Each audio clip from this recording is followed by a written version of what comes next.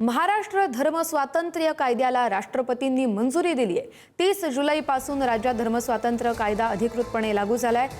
नव्या कायद्यानं गुन्हे दाखल केले जातील, तर बळजबरी, फसवणूक, अवाजवी प्रभाव, आमिष किंवा विवाह याद्वारे केल्या जाणाऱ्या बेकायदेशीर धर्मांतराला प्रतिबंध येणार आहे। अतिशय महत्त्वाची बातमी आपल्या महाराष्ट्रासाठी।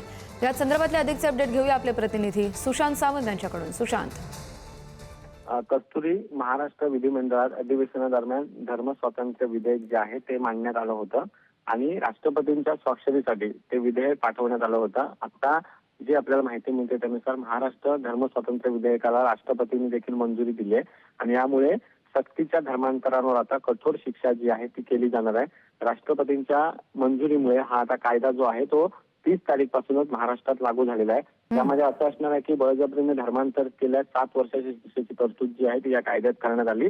त्यासोबत जो गुन्हा असणार तो गुन्हा अजामीन पात्र असणार आहे। त्यासोबत जर कुणाला स्वच्छेने धर्मांतर करायचे असल्यास त्याला 60 दिवस आधी त्याचा अर्ज सक्षम प्राधिकरणाकडे करावा लागणार आहे आणि आंतरधर्मीय विवाह झाल्यास अपत्याला आईच्या विवाहापूर्वीचा धर्म जो आहे तो लागू होणार आहे। आपण बघितलं असेल तर महाराष्ट्रात लव्ह जिहादची अनेक प्रकरणे समोर आली होती। त्यानंतर देवेंद्र फडणवीस सरकारने तात्काळ पावलं उचलत हा कायदा जो आहे तो विधिमंडळात मंजूर केला होता आणि आता त्याला राष्ट्रपतींनी देखील मंजुरी दिलेली आहे।